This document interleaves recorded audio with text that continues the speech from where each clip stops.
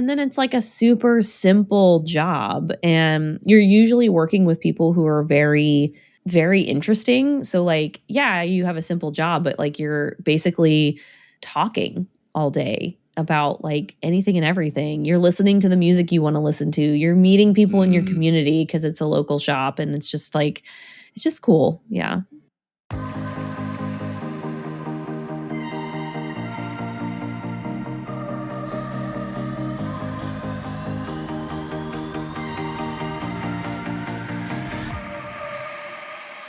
You don't have to wait until you reach financial independence to start enjoying your life.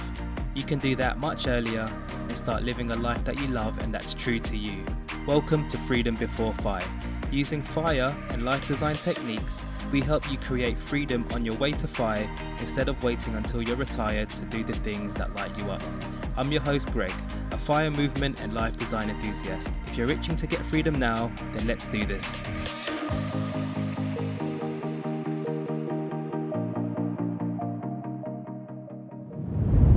Hello there and welcome to another episode of Freedom Before FI. I'm chuffed for today's episode because we've got my friend Meghan Combs stopping by for a quick chat.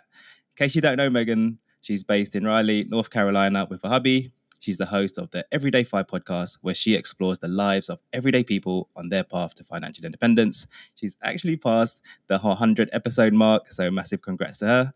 And so throughout her journey, she's made life pivots to align more with her values. For example, career transitions, quitting work to go on career breaks, finding part-time, less stressful work.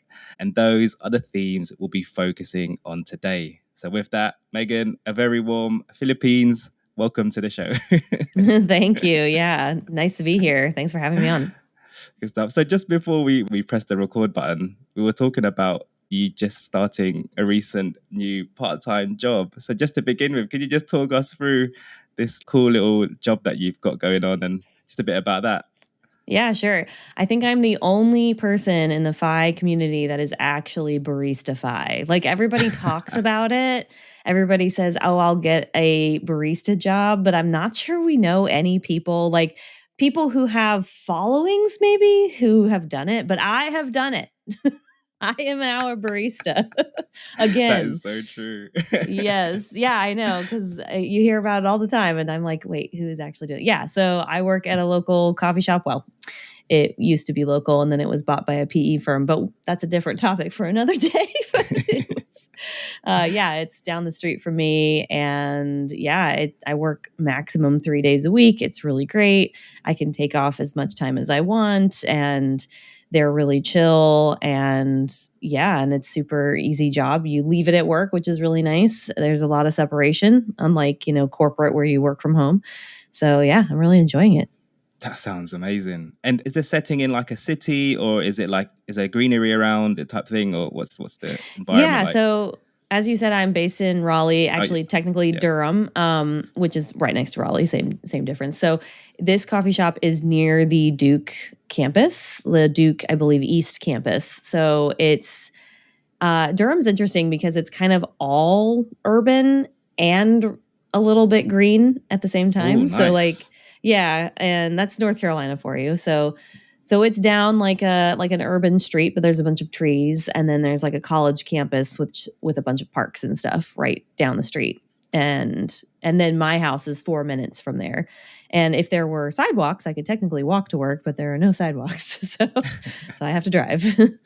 Yeah, but yeah, awesome. It's pretty cool. Yeah, so we mostly get like.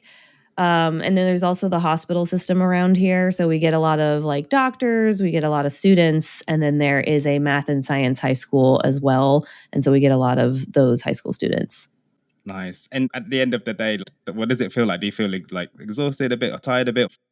I mean, it is exhausting because it's on your feet for 6 hours straight. So you don't technically get a break. I mean, you can sit down if you really need to. Like if you're feeling really tired, they're like, yeah, you can sit. There's stools and everything you can eat, but there's no like allotted time where you're like, I'm going to clock out for a break. Like they don't do that.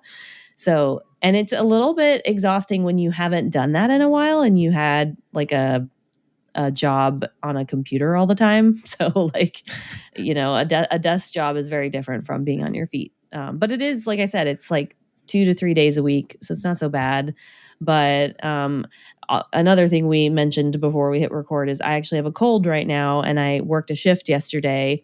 Wore a mask. Don't worry. Don't at me, y'all. It's just a cold. But I felt so exhausted at the end of that shift, and I actually was supposed to have dinner with a friend, and I forgot. And luckily, she texted me, and she was like, "Hey, I'm at the restaurant early," and I was like, "Oh, that's right. I have a dinner with a friend," and I got there. It was fine on time, but yeah. So after the shift, I'm just thinking home. I want to go home and I want to rest. So, and that just could, that could just be because I'm 39 years old. You know, I'm no longer a little spring chicken. It's actually fun. I worked with an 18-year-old boy yesterday. We both closed. that was fun. That's crazy. Yeah. And it is funny being like the oldest one there, but people really don't know. They don't know unless I tell them. And they start to guess because like your music tastes or your whatever tastes come out, and they're like, who's that? Yeah, like a song will come on and I'm like, oh, that song was around when I was in college. And they're like, wait, when were you in college? You know, so like, so it comes up eventually, and it is pretty funny. So, yeah. That's awesome. That sounds great. Mm-hmm. Okay. Could you kindly just give a rough idea of your FI progress and so to speak, like for example, like your current FI stage, what's your overall goal? So your current FI stage, and what was your overall goal for you and your husband in the sort of the FI type space? Yeah. So as I mentioned, like I said, Barista FI, which is a form of Coast FI, and it is me and my husband. My husband does have a full-time job, so it's, you know, we get all of our benefits from him. But he's lucky in that his job is pretty low key. Like he's actually able to go to school and do his job. And sometimes he'll have like busier seasons of the job. You know, there'll be like a month or two where it's really busy, but then there'll be like a month or two where there's nothing. And he's like half the day today he was sitting there playing video games, and it's Friday. So like, so cool. Like that's the kind of cool job he has. Yeah. And I told him, I was like, don't ever feel ashamed for doing that. Like play your video games. If you don't have something to do you, honey, because like that's what you deserve. And so it's actually really chill. He mostly works from home. He will visit like client sites. Like he has clients that he goes and visits. And so with his salary, we had two salaries before I quit in January. And so we had quite a big take home pay. Around, it's hard to say because like the actual numbers, I try to include like our benefits and stuff. And so with both of us, I would say we were probably between 250 and 280 given the benefits. So he has really, really good benefits. Like they give him a car and pay for all of the expenses with that. And they pay for his like school and everything like that. And they give him quarterly bonuses and year-end bonuses. So like he gets quite a lot. I got the minimum, but I made a lot of, like my salary was really high. So, and then when I quit, I think his salary is probably hovering around the 140 with the benefits. So we cut it like pretty drastically, right? Like almost in half. And the way that we were able to do that is our friend David Robinson, who comes on my show and is a financial planner, talked us through all of our numbers and all of our different savings. And so we had allocations like not just in 401ks and IRAs and stuff, but we also had cash accounts and we had brokerage accounts. And in those cash and brokerage accounts, we had enough for a runway that bridged the gap between me leaving my job, his salary, and our expenses for like, I think conservatively it was 7 years and like optimistically it was 10. And that was with him never getting a raise again, with me not ever working again. And so I decided to do the barista job because I was like, you know what? I have some, you know, I would be fine working a part-time job. And so that job actually bridges the gap. So we are completely like, right now, our savings rate is low, but we are Coast FI, meaning we do not have to save another dollar. Like we don't have to, and yet we do. Mainly because he gets like a really good match. He gets a 6% match. So we save 10%, and then I'm putting money in a Roth IRA and maxing that out. So we probably save like 20%. And so we're going to probably be really good when we reach like 59 and a half. What our next goal is figuring out when he can go to part-time, and we haven't quite figured that out yet. We need to talk to David, and then we're kind of waiting because people who listen to my show know that we're trying to have kids, and it's, we're doing like fertility stuff. And so like that's expensive, and then having kids is expensive. So we want to like figure that out and figure our lives out, our expenses out with kids before we figure out when he can go down to part-time. But we don't really have any debt except for the mortgage. And I have a little bit of student loans yet left. It's like $17,000. It's nothing. And that's it. Like that's the only debt we have. So his car's paid for, my car's paid off. Like we just don't do debt. And even when we have a big expense, we just pay it in cash. Like we just had to have a tree removed in our front yard, and it was $6,700. We just paid cash because we have it. And people are probably listening to this like, well, that sounds nice. But our net worth, including the house that we own, so this is not our liquid net worth. This is like the house plus, minus the mortgage, is, I was just looking at it today. And the other day, like literally 2 days ago, it was 666,000, which I thought was hilarious because the number is 666. Now it's 674.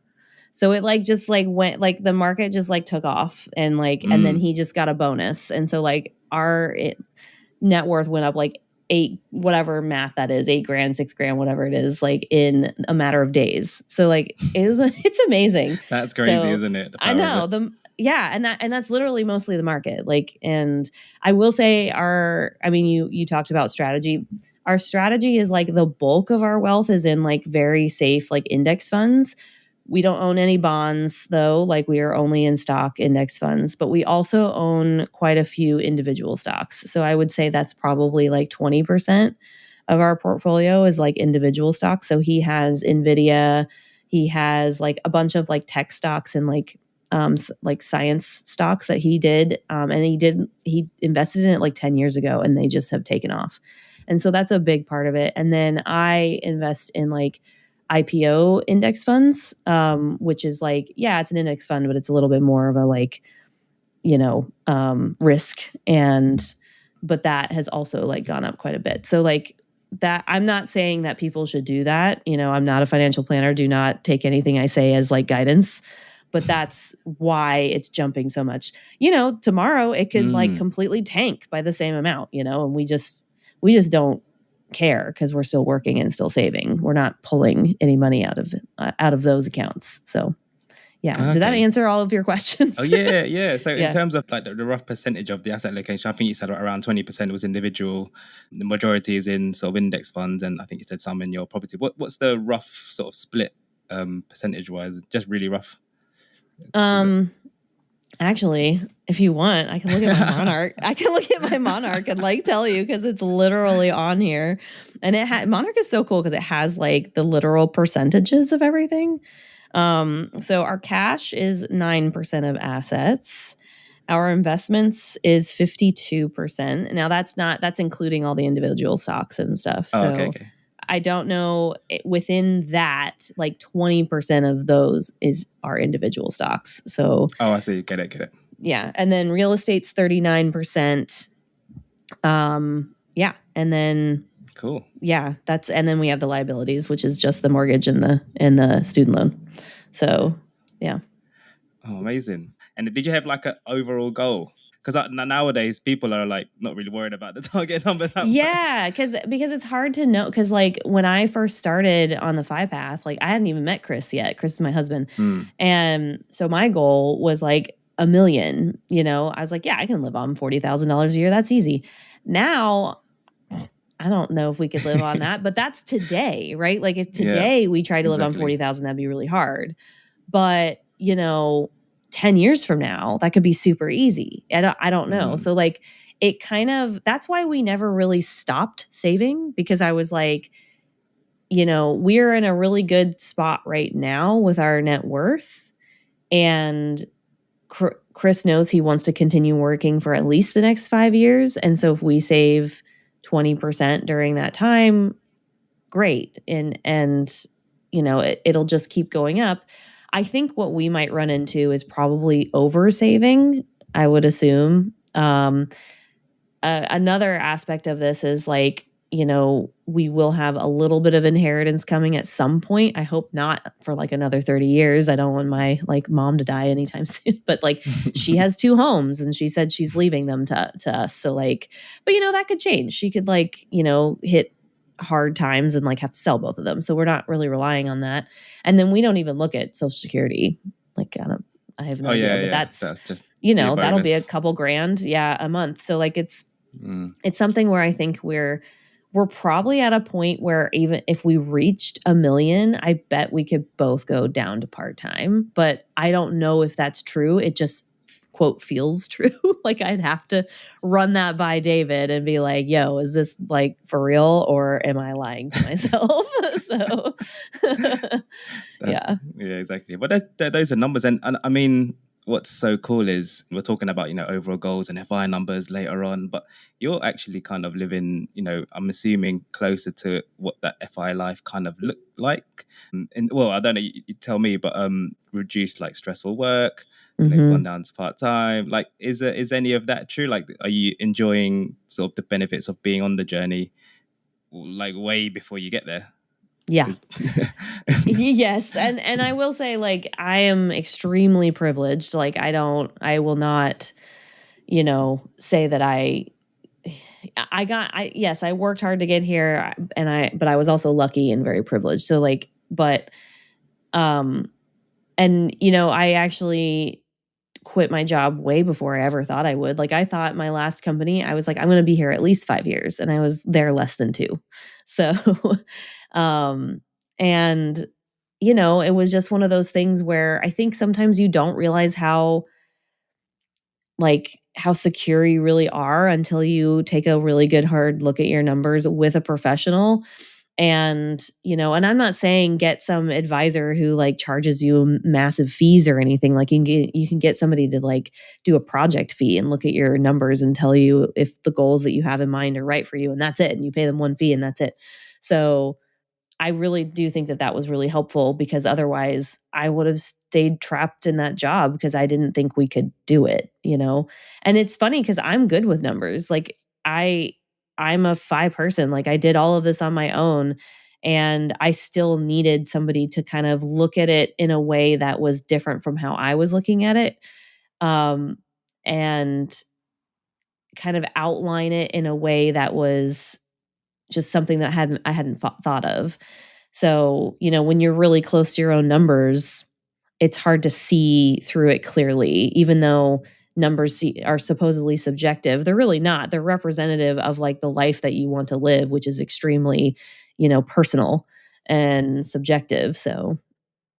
And I mean, I wanted to actually, talking about like FI journeys and things. I did want to touch on more about, your journey today and all the milestones like getting you to this point. But just to give some context of where we are like right now. So Meghan's quit a sort of high paying, high stressful job in January. And that's, obviously she's gone to sort of part-time barista, as she just mentioned. So just to give a bit of context of where you are now, and what I'd like to do is go back sort of the early parts of your journey. I mean, up to you how far you where did it all start? Yeah. Take us through maybe some of the milestones, the career transitions we talked about. And I know you mentioned before that you've had massive jumps in salary because of moving around every couple of years. I think you mentioned before. Yeah. So yeah, start from any sort of place before where you feel comfortable. And then, just take us through. Yeah, I tend to start with like when I first heard about the FI community, and it was FIRE back then. And I think I was around, 25 or 26. I can't remember exactly how old I was, but I was definitely in my mid 20s in New York City and living on, at that time, like my average, I don't, salary is not the right word, but my average income per year throughout the whole time I lived there was $25,000. So like sometimes it was a lot lower than that. Sometimes it was a lot higher than that, and it averaged out to 25. So yeah, there were years where I lived on like $15,000 because I had found like a little notebook that had my budget in it one time. And I was like, how did I do that? Because my rent was like $1,000. So I was like, I lived on like $3,000 a year outside of that. So it was insane. And anyway, and so I was reading some article. I don't remember what it was in, but they were interviewing Mr. Money Mustache, and he was saying, oh, my family of 3 lives on $25,000 a year, and we save $25,000 a year. So they saved half. And I think that this had to be like 2013 or something like that, or 2012. And I was like, what the heck is this guy talking about? This guy's ridiculous and full of it. Like, I can't do that. I can barely even like pay for groceries, let alone save money, 25,000, whatever. So like, I just like completely, ignored him and was like, no, that's nonsense, whatever. And it irks me to this day, because if I had been introduced to it by somebody different who wasn't as like, you need to do this and you need to do this and you need to do this, like somebody who was, because Mr. Money Mustache, like that's his shtick, right? Is like, that's his. He's very like, you have to do it this way, very regimented, and that was just not who I was, and honestly, still is not who I am. Like if I had been introduced to it in some different way, like maybe Paula Pant or something like that. I don't think she was around yet back then, but maybe as like a blogger, but definitely not her podcast. Like something a little gentler, something a little bit more like, hey, this is lifestyle design. Hey, if you don't want to be like a slave to corporate, maybe that would have hit harder. But I also hadn't had a full-time job yet. Like I was still like desperate to get the corporate full-time job. Like I actually thought I would never get a full-time job at that point in my life. So like I wanted that life. And so I don't think I even would have, thought that it was anything that I wanted, because I like wanted this job. Anyway, like I don't think I would have identified with that community at all yet at that age. So I was similar. I remember reading a few of the blogs and I was like, wait, what is this? And then I was like, okay, just leave it. This doesn't sound right. Yeah. So I was similar to you. And I'm kicking myself now. Like, oh my gosh. Well, and it's like, I kick myself, but not really, because I'm like, that was my first career, which was as an art historian in New York City. And that was like my dream career, the one that they tell you not to go after because it pays you nothing, which is very true. But I'm glad I did it because it changed me as a person. But so I was like desperate for that full-time job and desperate for that work. And like, I wanted a job that was fulfilling. And so I was like, I don't care about like saving a bunch of money and leaving a job that I don't have. So anyway, so that was when I was first introduced. And then I was trying to do art history in New York City. I lived there for 7 years and, tried to work in museums, never got a full-time job in museums, did get a full-time job at like a gallery, but it's a little different than a museum. And so it was fine. And during that time, I was introduced to Jean Chatzky, who does Her Money, and paid off a bunch of like credit card debt and got my budget in line and started saving for retirement. But I was saving like 10%, 15%, something low, because she was like, that's fine to do in your 20s. And so I was primed to be introduced to finances because of that.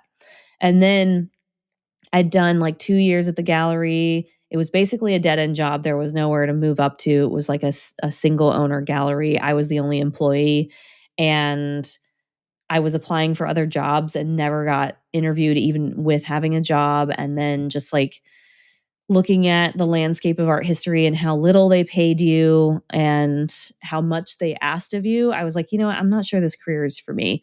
And so that's when I made the pivot to tech.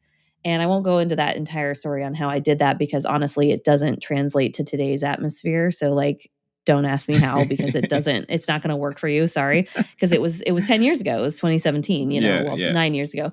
So, I pivoted to tech, and, my salary in New York City I ended at $58,000. And then my first salary in tech after I got hired full time, because I was an intern first and then they hired me full time, was 55. So I basically was starting at the bottom of the tech field at the height of my salary in our history, like the same salary. So that was a big change, right? And then from there, I moved jobs, I moved up, and I went from 55 to 65 to 95 to 105 to 150. So That's it was insane. just like, it was just like huge moves.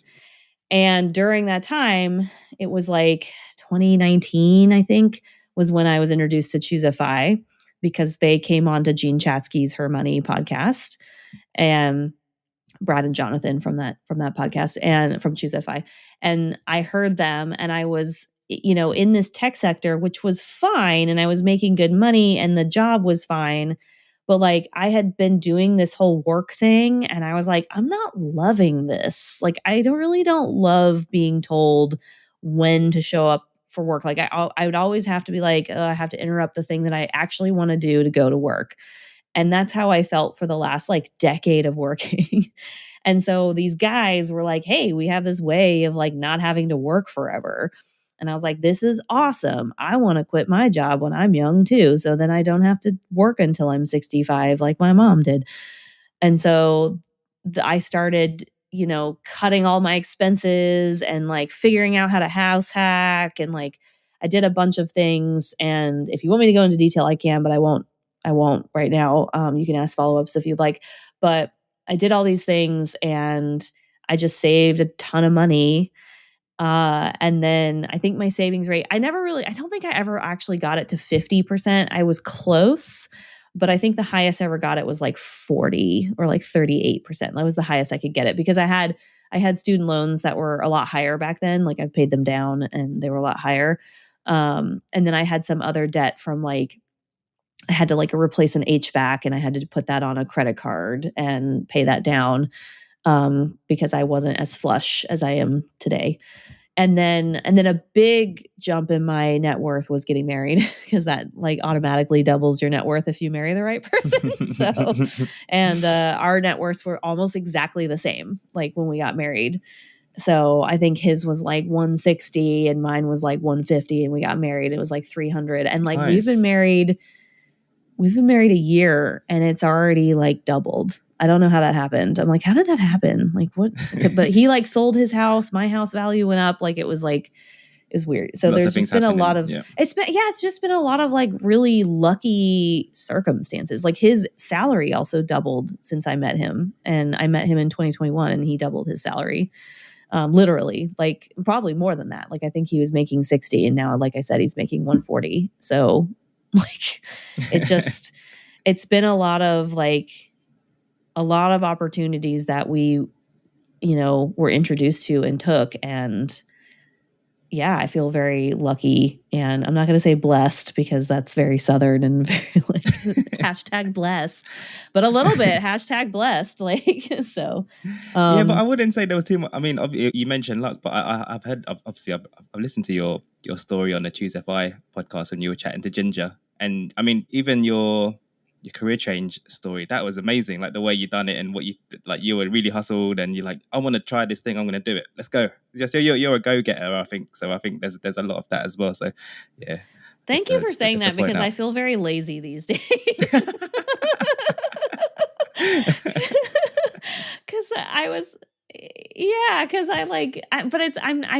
I'm not lazy. I just went after what I wanted, and what I wanted was to not work in corporate tech anymore. That's like right now I'm like writing a book. I've never written a book in my life, and like I have the time to do it, and now I'm doing it. And like I signed up for classes, and like that's what I want to do now. And so it's like I'm going after that, but I don't have to, there's not pressure anymore, because the money part of it is good.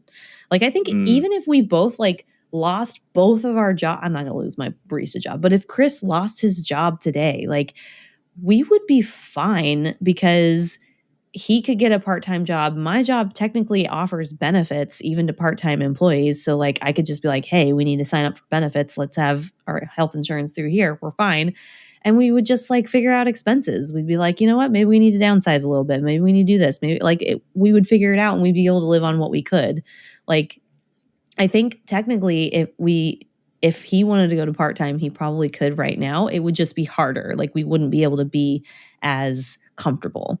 And so, you know what I mean? Like it's all a numbers game. Like, you know, what are your expenses versus your income bringing in? And our expenses are a little higher than what a part-time income could bring in right now. So yeah, that's great. And it sounds like, you know, you and your hubby are quite aligned on things in terms of like the numbers and sort of life design. What are some sort of 2 or 3 things that kind of help towards, you know, as a couple going through the FI journey? What are two or three things that kind of like helped that on your journey, working as a couple? Yeah, I always say like we have really good communication skills, both of us. I mean, we've both been in therapy for like a decade, so that helps. So Nice. We learned that before we met each other. We're also older. Like we met when I was 34 and he was 31. So like as an older couple, like that helps too. And I know this is like things that are like, I can't I can't be older or whatever. And I can't have 10 years of therapy, but that's what works for us, I think. And, but just working on communication and making sure that you communicate in a way that's like respectful and you're trying to understand the other person, and the other person, like you guys are a partnership. You're a unit. Like this is you guys against the world, not you and him against each other. Right. So like, you know, and when I look at it that way, every decision we make, it's because we're making it for each other and for our unit, for our family. Like we are each other's family. And so that makes it a lot easier. And then, you know, he didn't know about the FI movement when I met him and I introduced him to it. And, you know, he was fine with like saving a lot of money because he has like a little bit of a scarcity mindset. And so he was saving a lot of money anyway, which was great. But he was like, I can't really imagine like quitting my job because I really loved my job. And then like 6 months later, he gets laid off and he's like, what the so and it was like under circumstances that he was very upset about. Like it was because the company made like really stupid decisions. And then he worked at 2 startups back to back after that were just awful. So for like 2.5 years, he did that. And now he's in like a corporate job that is pretty cushy, but not like as enjoyable as his job that he was in when I met him. Like he loved that job. And so now he sees it. Now he's like, oh yeah, I can imagine like, you know, quitting, working part-time, hiking, climbing in my spare time instead of doing this, you know, because yeah, he's got spare time here at the house where he can do like stuff in the house, but he can't go and like climb at the gym or something like that or climb outside. He has to be here where his computer is online so that he can answer like customer questions. So it's like, it's still, you know, not quite part-time, but it's yeah. But anyway, we just keep the lines of communication open. And we like, sometimes I'll watch like how people communicate. This is going to sound really stupid, on like reality TV shows, which I know they're like, I know guys, they're like trying to cause drama, but sometimes I see it and I'm like, okay, one thing that would help is like I statements, you know, staying in your lane, not assuming you know what the other person's motivations are, or what they like are thinking or whatever. Like you can say, I felt this way when you said this, and here's why. Not like, you did this to make me feel this way. Like, you know, it's kind of a subtle shift, but you can hear the messages are very different. Like it's less accusatory and more like, hey, I'm sharing how I'm feeling with me. Yeah. With you. Yeah. Cause I want you to understand how I feel. And your behavior is affecting how I feel. And if you love me, please change your behavior, you know, like that kind of thing. And if the other person's like, no, I don't want to change my behavior, then you can be like, okay, well, why? So yeah, that kind of thing. I wish I could give you an example, but we don't really fight much. So. Yeah, it's the same with being a missus. Yeah, we just don't. Yeah. Yeah. I don't know if that was helpful. No, that's fantastic. And so did you mention that you guys were in therapy, or did I catch the wrong end of the stick there or something? No, yeah, we're in therapy, not like couples therapy, but like therapy on our own, like individual therapy. Yeah. Oh, I see. Got it. Yeah. Okay, noted. Okay, Yeah. cool. Okay. Do you mind touching on that really briefly, what that might look like? Yeah. Therapy? Yeah, sure. Just curious about Yeah. what that involves and how that Mm-hmm. works, and what are the kind of like sort of benefits and outcomes from doing Yeah. it. If anyone's listeners would be interested in it. Yeah, I can only speak for myself. I don't want to Mm. put words in my husband's mouth since he's not here. Well, I mean, he's technically here. He's behind me doing dishes. Hi, Chris.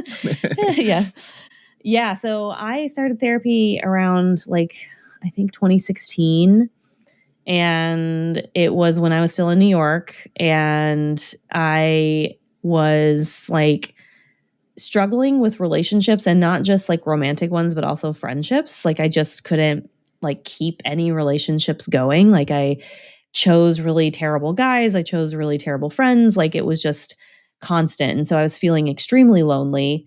And I had a friend who I had worked with, and he and I butted heads really bad when we worked together. And then he quit that job, moved on to another job, and then 9 months later, we were talking, and he was so different. And I was like, wow, you're really, you've grown a lot. What happened? And he was like, oh, it's my therapist, Mary. And I was like, okay, give me her name. So I started, I want some of I started talking to her. Yeah. I mean, that's the way to do it. It's, if you have a friend who has a therapist who's and the friend is not a super good friend, somebody where it's a conflict of interest or anything, that's a really great way to get a therapist name. But also you can go online and look for therapists, right? And so I started talking to Mary for several years, and she helped me basically understand where some of my problematic behaviors were coming from. They stemmed from certain childhood traumas. And so instead of having an emotion take me over and letting it run my behaviors, I was able to okay, I'm having this feeling.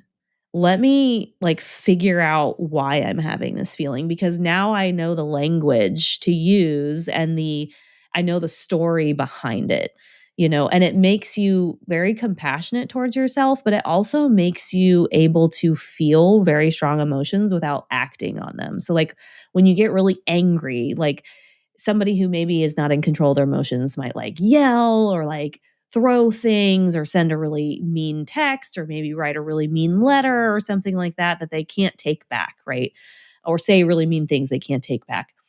When you're angry and you have the ability, the tools to not analyze is not the right word, but kind of observe the anger, and you're okay, I'm feeling angry right now. What are some healthy ways that I can make sure that this anger doesn't screw up my life? And it's okay, well, I'm so angry that I can't speak to this person without being disrespectful or something. So then you can tell the person, hey, I'm really angry right now. I need a minute. I need a break. Can we come back to this conversation in an hour or tomorrow or whatever? I need time by myself. And if that person loves you, they should respect that boundary, right? And so that's one thing. And then so that's a really good thing. And then my new therapist, I have a new therapist that's fertility related specifically, because fertility and women's health has been a really big problem for us lately. Not us, but just a big hurdle in our lives right now. And so I wanted somebody who specifically worked in my fertility clinic, had a PhD, dealt with this kind of thing, and knows how to navigate that and how to help couples navigate that. And so that has helped me, open up and speak some of my fears to my husband about things that I almost before, if I hadn't had a therapist, I would have never told him.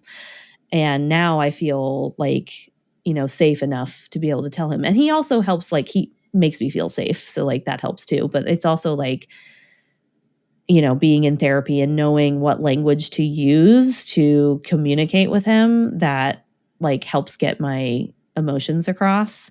It's just really helpful. So yeah, I'm very therapy. Super interesting. Yeah. Pro therapy. Yeah. Love it. Yeah, that sounds great. And what you were mentioning earlier about how when you feel a certain emotion and you kind of like focus and engage it. It kind of reminds me of sort of meditation a bit, because I remember when I was doing some meditation exercises and practices in, I think it was in Malaysia.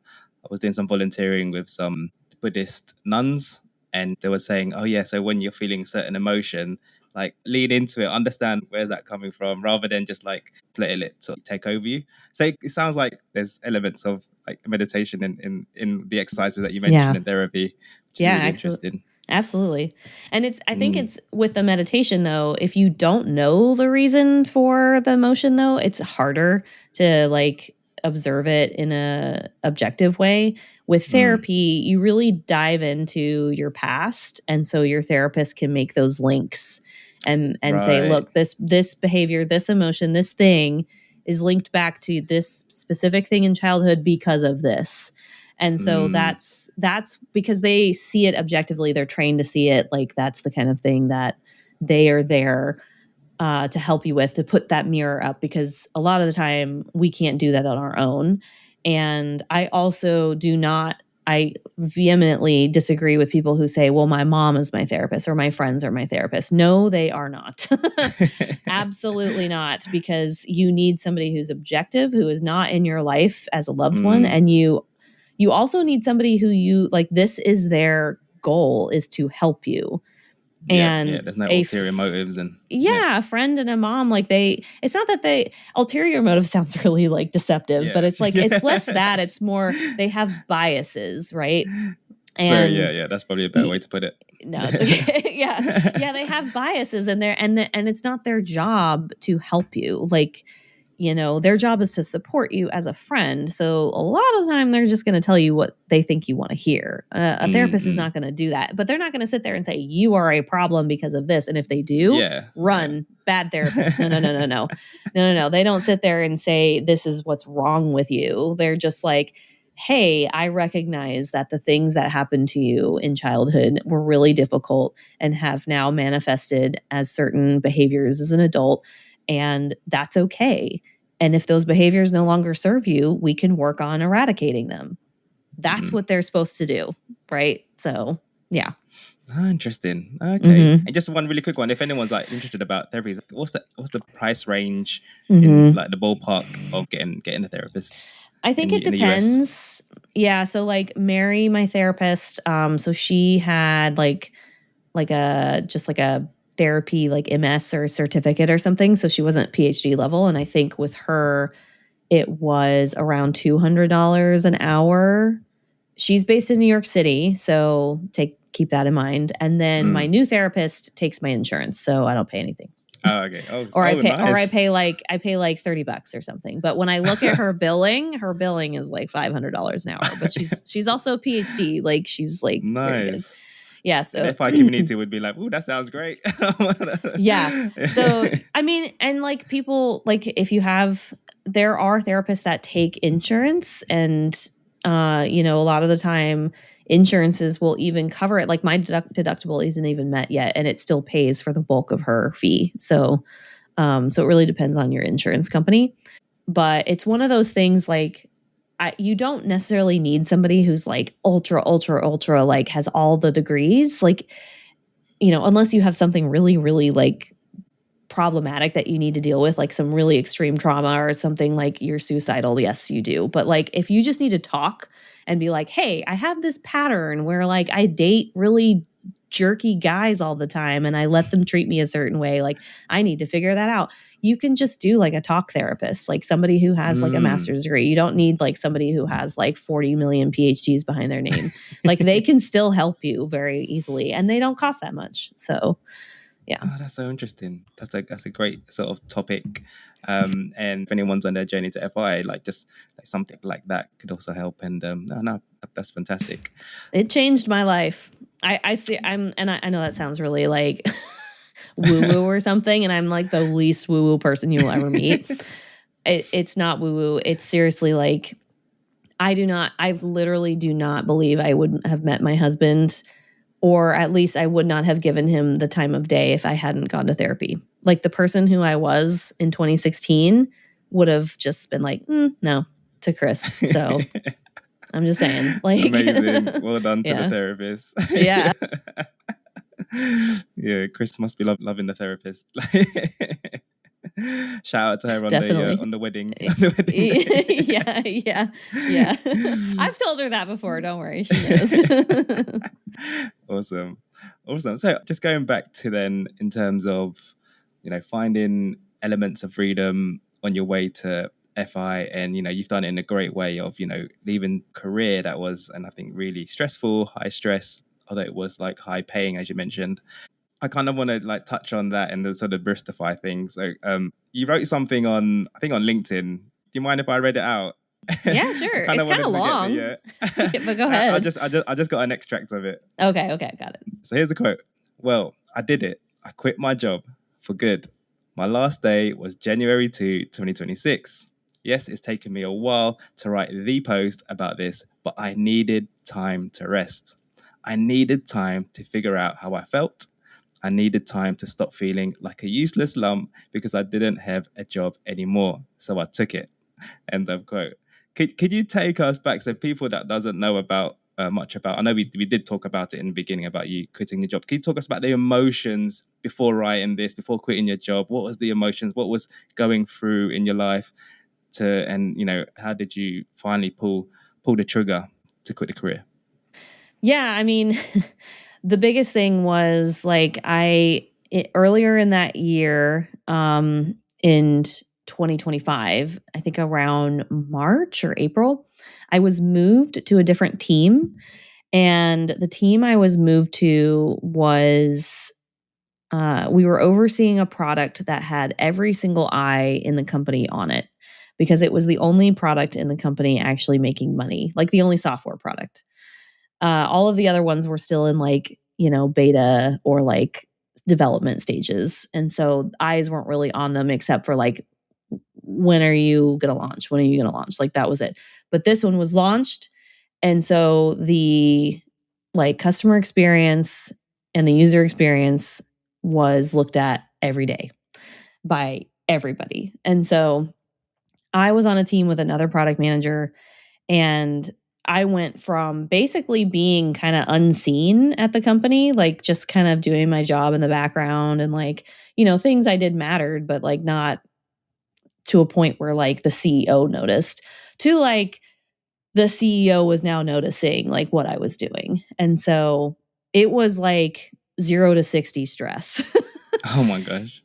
And the product manager that I was on the team, so there was 2 of us, and the reason why they put 2 of us on the team was because it needed 2 product managers. Like it probably needed 3, to be honest. Like that's how much work there was. And so I think I got onto this team, I'm going to say April, and then he left like beginning of July. And so I was like, well, crap. And then I was by myself doing all of this work, brand new to the team 3 months ago, and everybody was coming to me nonstop, 24/7, not even kidding, 24/7 about this product that I just learned. And then the engineering lead on my team was pulled onto another team. This guy who literally built this product from the ground up, they pulled him from the team and put a new engineer on who knew nothing about the product. So it literally was only me who knew everything for months. So that was the beginning of the end, because I was like, this is awful. And during that entire year was when I was doing fertility treatments. And so I was doing like something called ovarian stimulation cycles, which is similar to IVF, but they don't do retrievals. But I was on the same meds, and I was on like triple doses of those meds. And I did that like 4 times. And it all failed. And so like I was doing that while doing this job. And then towards the it was around October when they finally hired another product manager who was going to be above me and my new manager. And the manager I had before was actually great, but he was on a separate team. So he never like saw anything I did. And he also no longer wanted to be a manager. And it wasn't because of me. He just like didn't, he was like, I have too much work to do that I cannot give enough focus to like, these 2 people who need my managerial like focus. And so like, he was like, I want to be demoted. And so they hired a new guy and he was the worst. Like, Oh my and gosh. I never even got to interview him. Like, I was never even in any of his interviews. And I was like, dude, he's going to manage me and you don't even have me in his interviews. Like, what? So, yeah, he was the worst. And, you know, he wasn't like, you know, toxic or anything, but he literally wanted me to track like every single little piece of work that I did. And I was already completely overwhelmed. And I was like, no, what? No, I'm not doing this.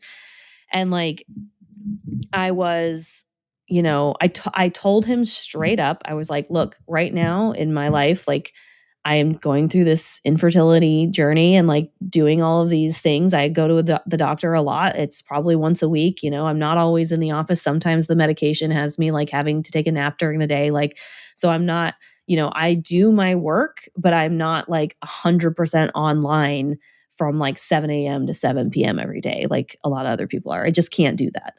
And he was like, yeah, that's fine. And I was like, okay, cool. And with him there, the stress just kept getting bigger because he added more stuff to our plate, like to the point where we actually had a VP of a department when we were listing out all the work we wanted to do, who was like, okay, so let me get this straight. All of these other teams have 3 or 4 things they're going to work on in a quarter. You guys have 22 things. Is that right? And I'm not exaggerating. Like, it was 22 items. Gosh. And like, some of them, yes, were like administrative shit, but like, he was like wanted to bite off more than he could chew. I don't know what was wrong with him. Maybe he was on cocaine. I don't know. But like, he was just like, I was like, are you just trying to come in here and like prove yourself? And so you're like taking on way more than you should. So like, that was really overwhelming. And I was expecting help and I didn't get it. And so like, that was not great. And then the engineering lead who I was with was a nice guy, like personally, but like I did not feel like I could rely on him. And so it was just too much. And so it was, I think it was like, I started waking up dreading going to work every single day. Like I was like, I hate this. I hate this. I hate this. And I would tell my husband, I was like, I really want to quit my job today. And he's like, do it. And then I'd say the next day, I really want to quit my job today. And he'd say, do it. And I was like, it's like one more day syndrome. I know. And I was like, you know, and I think I got a comment from my boss like, hey, you know, I feel like you're never here. And it was because it was a very weird part of like part-time. So like, he started in October.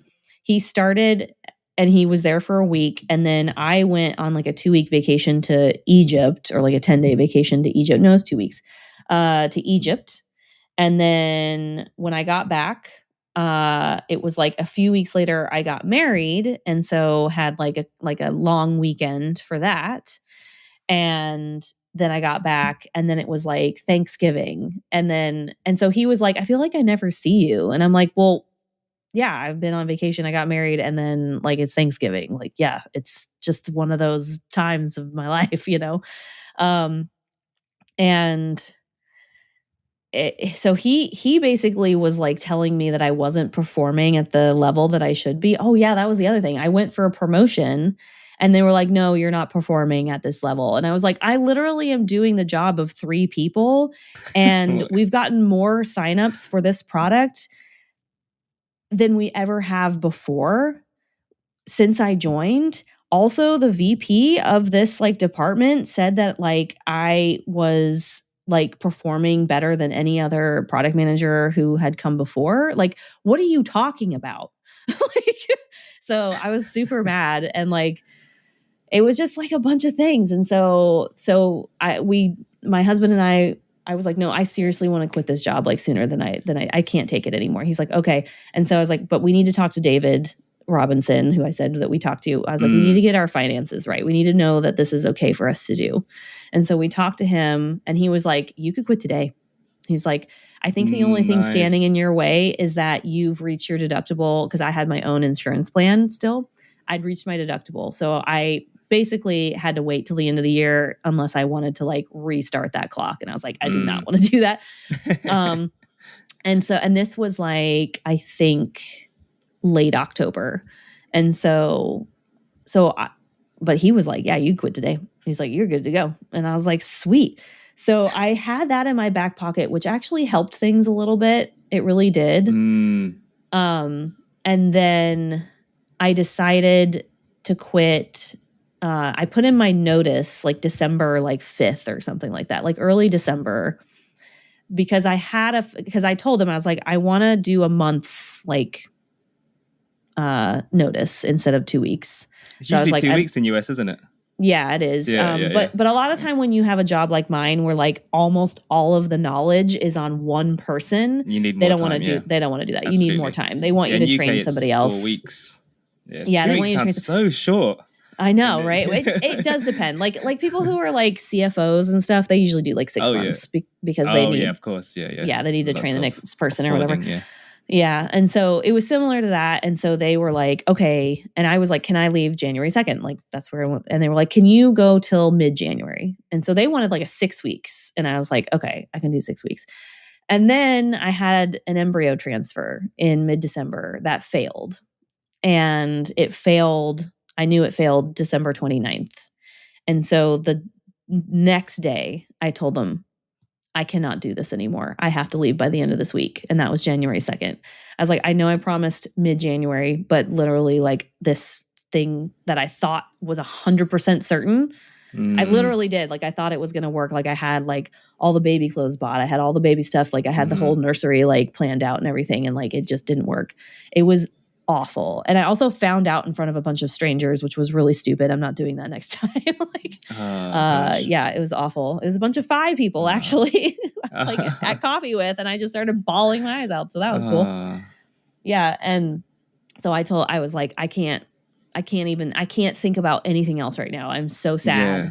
And like, and I was like, and I can't do this job anymore. I'm sorry. And they were like, yeah, you can leave January 2nd. I was like, okay, great. And so, and I like barely did any work that week. There was like somebody that was onboarding and like wanted to meet with me. And I was like, look, you have all this information and documents. Like you really don't need to meet with me. And he's like, I really do want to meet with you. And I was like, I really don't want to meet with this.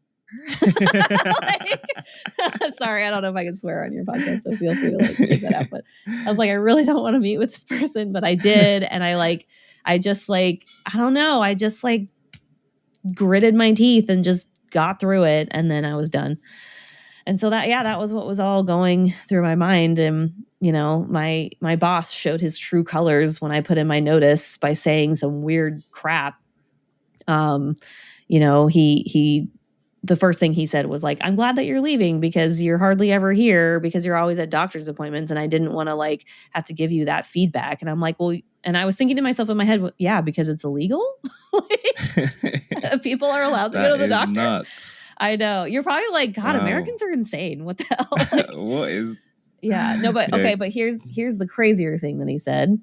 So he knew I was doing that embryo transfer, right? And so he knew when like the potential due date would be because like it's just hard to keep that from people at work. Like some people do, but like when you're gone so much at doctor's appointments and they expect you to be online like so much, like you have to tell them what's going on. Either that or you have to tell them you have cancer. Like you can't, I don't know. I didn't know what to tell them. So I was like, yes, this is happening. Like I have to take a whole day off to like do this. And anyway, and so he knew.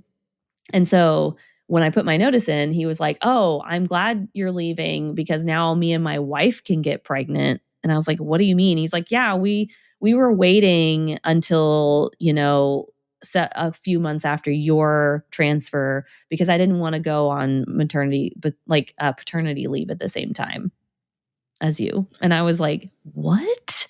What is up with, with that guy? What is wrong with you? Why would you say that out loud? Like, also, this guy's got no filter. I know. And I was like, why are you even letting like your corporate job dictate your family planning? That's just so like, weird. What is wrong with that's Americans, y'all. Like they live to work. I do not, but they do. Like they just like he was online all the time. So yeah. that was what was happening. That is insane. Yeah. So again, it sounds like, going back on to someone being on the FI path, you spoke to David, he looked at the numbers, and that gave you that kind of safety net, almost gave you a bit of a confidence to take that leap. Again, showing the power of the, being on that journey. And then you obviously, you handed your note, you said, okay, you could leave on January 2. I don't know when you wrote that thing on LinkedIn. And then, so yeah, what was it like writing that post, like the feelings after that, sort of after the fact? I mean, it's weird because like the initial weeks obviously was sadness because the transfer had not absolutely worked. So like that was my main feeling, but it was nice, like in the back of my mind, to not have a job. And it's funny because some people are like, well, I think I would have wanted a job to be distracted by. And I'm like, not a job you hate. It would just like make everything worse. Yeah. It's compounding. Exactly. That's like people who say, oh, if you stub your toe, like punch yourself in the face. And I'm like, no, you're just going to feel both. Like, it's not going to make one feel less than the other.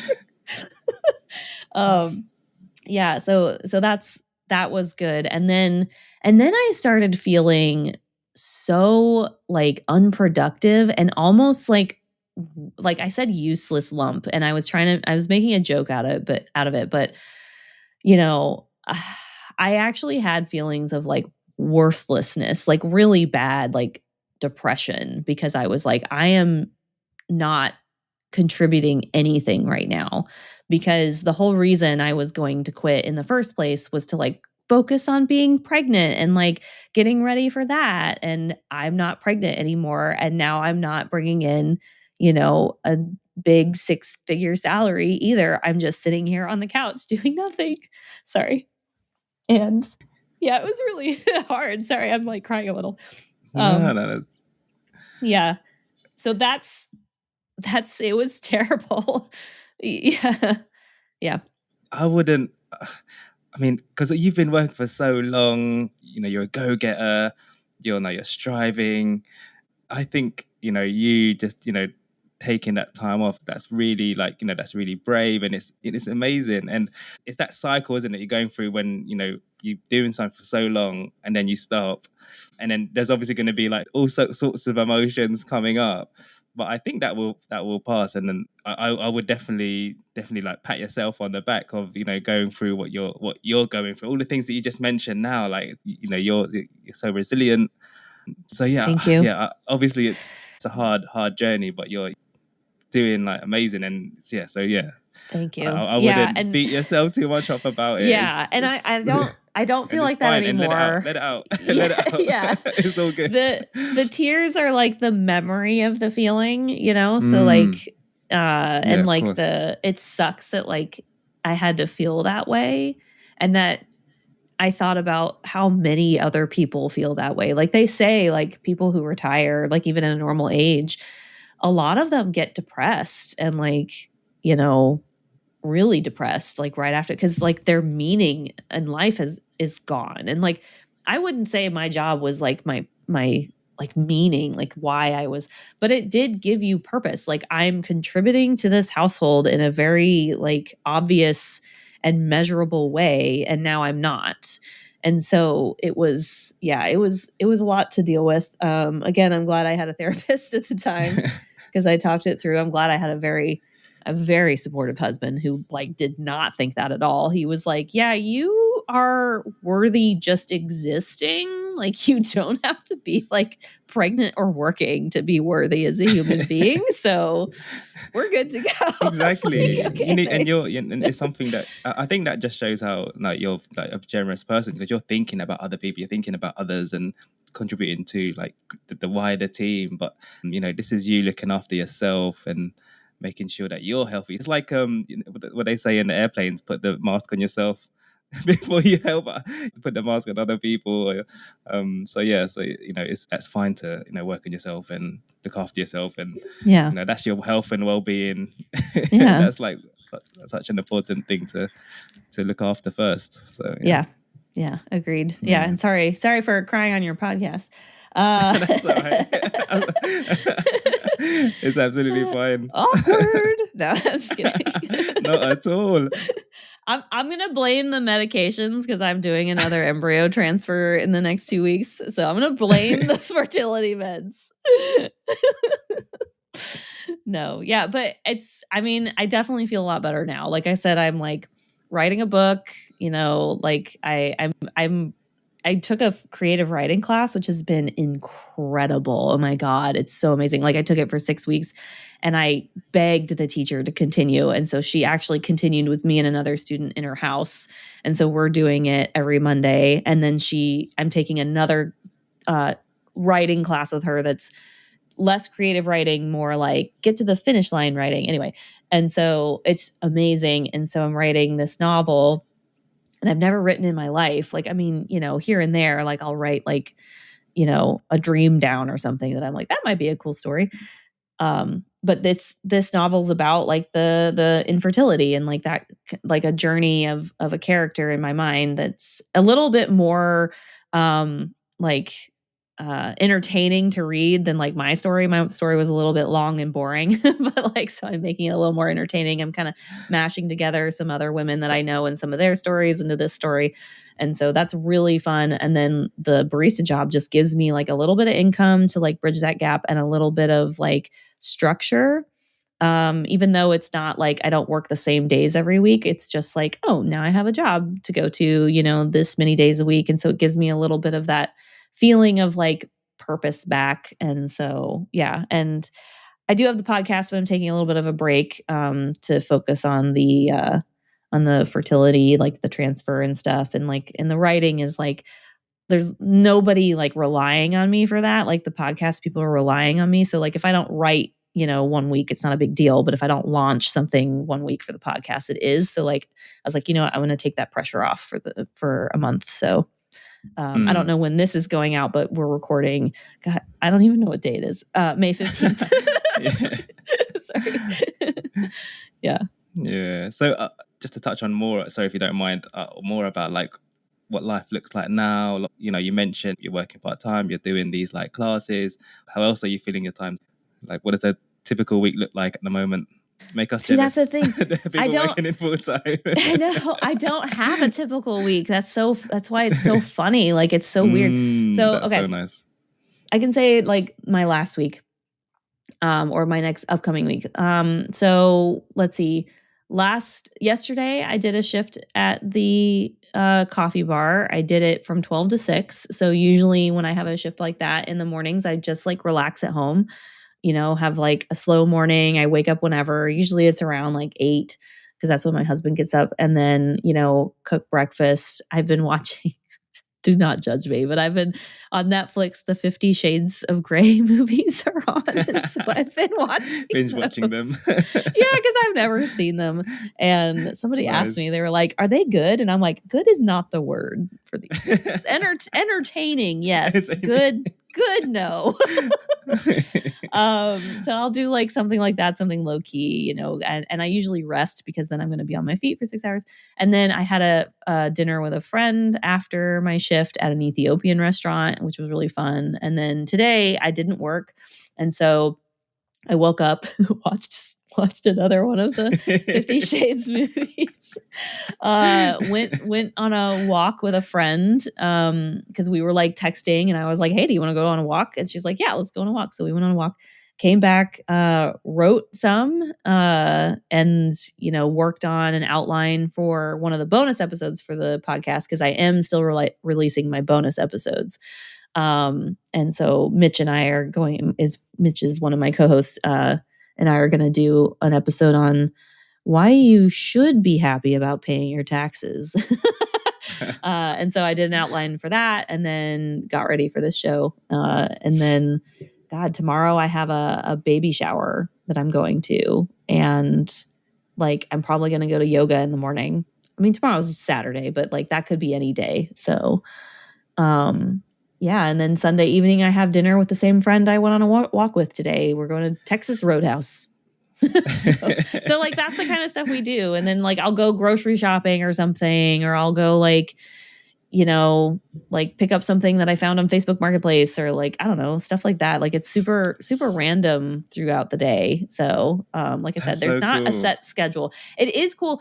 I will say, if people are really into set schedules, like definitely make one for yourself, because it can be a little bit like, okay, what's happening? And you kind of forget things sometimes. Like you forget you were supposed to do a thing because you don't have the set schedule. I have a calendar and everything. I put everything in my calendar and I still forget stuff. So yeah. That's great. Yeah, it kind of reminds me when I went on some sabbaticals about definitely having some sort of a schedule, because that helps. Like I needed to have like some sort of structure, like I get what I'm doing in the morning, like exercising or whatever it is, and then a loose one, not like a rigid one like it was back at work, but a loose one, I think. Yeah, much looser. Like the work, having to be on at 8 and like off at 6. That's like your whole day. Yeah. So, yeah. Awesome. Yeah. Oh, that's great. I appreciate you sharing that. And it's a part of the FI journey that lots of people would love to get to, and it's great that to see that you're the first barista, literal barista. So that's fantastic. Yeah, I mean, if somebody else is out there who's like, no, I'm Barista FI, like, please, like, tell us. But exactly. it's just nobody I know who has like a podcast or a blog or something. Like, I don't know anybody. An actual barista. Yeah. That's awesome. And it comes with some perks as well, isn't it? I think you mentioned before in another. Oh, yeah. I heard you. It comes with some perks. There's some benefits. I haven't really looked into them, to be honest. Yeah, I haven't looked into any of them. Because like I'm on my husband's insurance, and like I'm doing a Roth IRA, so like I don't really need their retirement plan, but they do have one. I don't think they match. I don't know. I'd have to ask. We just got a new manager, so I have to ask them. But one of the really big perks is you get a free bag of coffee every week. You get all of the free coffee you want whenever you want. Sweet. When you go in, even if it's off your shift, and you get free food. Like a lot of the times they'll have food at the end of the day that they can't, because they bake everything fresh, so they can't like sell it the next day a lot of the time. And so I've taken 4 bags of food home before, or like I'll take a bag, like usually I don't take that home. I'll take it to like some homeless folks around the place, but I'll have like a whole bag of food. Nice. Yeah. That's yeah, awesome. It's great. Yeah. I mean, I'm sure I'm going to get fat, but that's okay because it's mostly baked goods. But yeah, that's the perk. And then it's like a super simple job, and you're usually working with people who are very, very interesting. So like, yeah, you have a simple job, but like you're basically talking all day about like anything and everything. You're listening to the music you want to listen to. You're meeting people in your community because it's a local shop, and it's just like, it's just cool. Yeah. And nice. Yeah, super amazing. Good. Mm-hmm. So Meghan, we're going to go over to the quick fire question round. There's 5 questions, but before we go over to that, was there anything about your story that you wanted to mention, or anything that you wanted to touch on before we go over to that, or anything you wanted me to ask you? No, I feel like I've talked a lot. So yeah, this is amazing. Yeah, I've said a lot. So yeah, no, I think the only thing is like, it's, don't compare yourself to me is what I would say. Like you can listen to what I have to say and like take what matches your life and take that lesson, but you can throw away the rest. Like I'm a completely different person who had a different upbringing, different everything, than whoever you are listening to this. So don't compare yourself to me in any sort of way. If I'm like ahead of you, if I'm behind you, then you're not comparing yourself to me because you don't care. So, and if I'm at the exact same level, great. Now you have a buddy. So that's all. That's all I'll say. Nice. Okay. All right. Let's go over to the quick fire question round. So, Meghan, I've got 5 questions here. I call it the quick fire question round, but some of these questions are not sort of quick ones. They're ones I know. That I'm like, I don't know how fast I can be. Okay. So just be as quick as you can. And obviously, if there's any that you need a bit more time, that's absolutely fine. Okay, but just a quick, brief answer is fine, and I'll just move on. Sure. All right. So we start with the first one. So the first one is, what's something you wish you'd done 10 years ago? Oh God, met my husband. Good. Nice one. Question 2. What are 1 or 2 daily habits that have helped you in your journey? I'm sorry, I don't have habits. Like I don't not that I know of. I don't know, flossing is really great. I've been flossing Flossing for is really good. yeah, flossing's great. Okay, this is going to sound really stupid. I eat kale almost every single day. I know that's like people are like, Oh, "What?" that's awesome. I love kale. I unironically love how kale tastes. And so I think that's probably the healthiest thing that I do. And so, like, I don't know if that helps me, but I'm sure it does because it's like dark leafy greens. And that's what all the doctors say that you're supposed to get all the time. So, yeah, I guess it obviously didn't help my fertility, but it helped probably everything else. So. Awesome. Okay, then question number 3. Your most important lesson in life. Dude, Or that's an important hard. lesson in life. An important lesson. Okay. I was like, the most important. I don't know. An important lesson in life. I would say, like, be okay with change.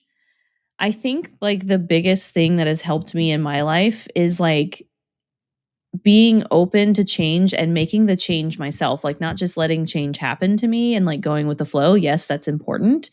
That's like being adaptable is important, but also making change happen for yourself. And, noticing in when you're in a situation and if it's not working, and I'm not saying like move on right away, give it some time, give it a little effort. But if you've given it effort for years and it's still not working, like I'm thinking of my art history career, like I did that for 5 years and I never got anywhere and I never was. I knew I wouldn't. Um, then move on. It's okay to move on and make change, like change your life. And sometimes you can blow it all up. It's fine. Like, it will probably be better in the long run because, we only have one life to live. So why live it in a way that kind of sucks? So yeah, that's what I would say. Nice, nicely said. And then question number 4, what are 2 or 3 transformational books you can recommend to listeners or any other artistic media, whether it's movie or anything else? Yeah, I'm going to do podcasts because I'm not a big book. I don't really read nonfiction. So my top 3 podcasts that I listen to are not FI related at all. I'm so sorry, guys, but they're just not. It's good to get variety. Yeah, so Diabolical Eyes is extremely good. It is a podcast about American politics, and it is a very left-leaning podcast. So if you are a left-leaning person who wants to listen to 2 women talk about left-leaning politics, it's really, really good. If Books Could Kill is another one where they actually go through like the airport books and dissect them. And a lot of the time, they're like, this book sucks. So just so you know, if you have like a favorite airport book and you're curious what research went into it, listen to that show. It's very funny. It's mainly like books that were like poorly researched or like like people might have read like the first few chapters but didn't get to the end, which the end has like crazy conclusions and stuff. So it's really good. And then the third one is podcast is Maintenance Phase. And that is the 2 hosts go through like different wellness trends and debunk them, which I really love. Because they're also hilarious. And like that is one of my biggest, like my husband works in he's a scientist. He's a microbiologist and he's worked in for pharmaceutical companies and also companies that, grow organs and like things like that. So we are a very science forward household, a very evidence-based science forward household. And so like the wellness trend stuff really, really bugs me. Even though I eat kale every day. So I really love that podcast. And it's really funny too. So if those things are up your alley, go for it. If it's not, you can leave it behind. Nice one. All right. Question number 5. What's 1 or 2 small things listeners can do this week if they want to kind of get to, Barista FI or your sort of milestone? Find a therapist if you don't have one. It's not really a small thing, but it's a little bit of a small thing. And then, I mean, if you're listening to a FI podcast, you already have like your finances probably, right there in front of you and you're like kind of watching it all the time. But like maybe running your numbers by a professional, maybe. And like I said, don't get one of those, assets under management, grifter dudes. Don't do that. Somebody who's like a fee only advisor who can like look at your numbers and you can say, here are my goals. Here's what I want to do with my money. Am I on track? Like that might be a good thing. I know that doesn't sound small, but like, I think that's like smallish that they can like start researching this week to do, because those are the biggest things that made changes in my life recently, that got me. I mean, especially the latter, like running my numbers by David Robinson. Like that was literally the main reason why I felt comfortable to do what I did. So, and I already said that, but like I would probably still be working if I hadn't have done that, and miserable. So yeah. Oh, those are some goodies there. Mm-hmm. All right. Thanks, Meghan. Thank you. Appreciate you doing the 5 questions. Yeah, just to wrap up, is there anywhere you wanted to send the audience, any things you wanted to mention, or please take the floor. Yeah. So I'm the host of Everyday FI, the Everyday FI podcast. And if you want to, check out episodes and stuff, it's everyday-fi.com. And you can subscribe on Apple. I have Spotify, of course, YouTube, but I don't have actual video on YouTube. It's just the audio. I was doing video and then I found it very hard. So I was like, no, I'm not doing that.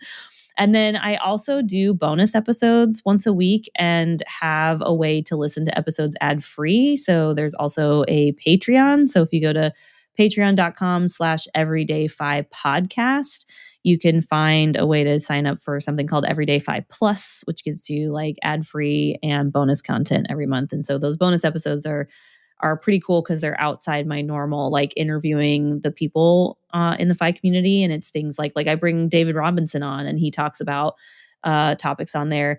I also did one where I did my entire juicy story of quitting. So like, if you were intrigued by what I said here, like I have like an hour-long podcast talking about everything that happened at that job and why I left, like way more than I shared here. And so that's fun. And then, like I said, I'm planning an episode on like what taxes we pay, why we pay them, and why it might be okay that we pay taxes and why we don't necessarily need to not pay taxes. So that's one that I'm researching right now with my buddy Mitch, who is doing none of the research and is just going to react the whole time. So those are kind of like the bonus episodes that we get. Like the David Robinson one, like the last one we just did was like the perfect portfolio, quote, perfect portfolio. Spoiler alert, there's not one. So, so that was a good one. So yeah, that's how to find me. I'm not on social media. Sorry. LinkedIn technically, but like I erased all of my past jobs on LinkedIn and now it just says like founder of Everyday Fi. Yeah. Nice. So yeah. Amazing. All right. Well, obviously the links will be in the show notes. And Meghan, really appreciate you taking the time to jump on the show. I really had a good time today. It was a blast. And let's keep in touch. Yeah, for sure. Thanks for having me on. Thank you for spending your time with us today. If you need more help, you can check out our free guides and services on our website, freedombeforefi.com. If you have a burning question or just want to chat, don't hesitate to drop me an email at greg@freedombeforefi.com. If you found the show useful and want to be notified of future episodes, you can click follow on Spotify, Apple, or the app you're currently using right now. If you think the episode will help a friend or a colleague, feel free to share it with them. And lastly, if you learned just one good thing that will help you in your journey and you want to help us out, please do leave a 5-star rating on your podcast player app. That would help us out loads.